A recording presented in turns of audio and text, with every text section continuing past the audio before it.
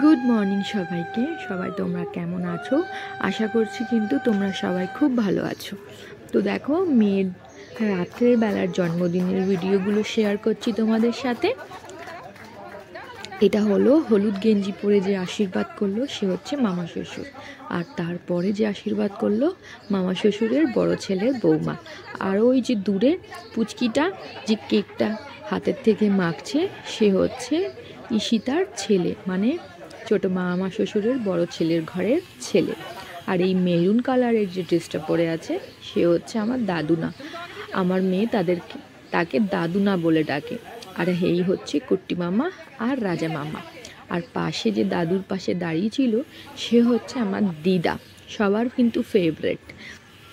তার কিন্তু হাঁটুতে ভীষণ ব্যথা, তাও হাঁটুতে ব্যথা নিয়ে সে এসছে নাতিনের ঘরের পুন্তিনকে আশীর্বাদ করতে।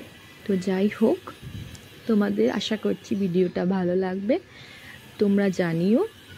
আর আমার মেয়েকে তোমরা আশীর্বাদ করো যেন ভালো থাকে, সুস্থ থাকে, আর পড়াশোনাটা যেন অবশ্যই ভালো করে করে।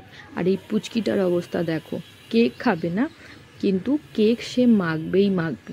তো যাই হোক, আজ এতটুকুনি, দেখা হচ্ছে পরের একটা ব্লগে।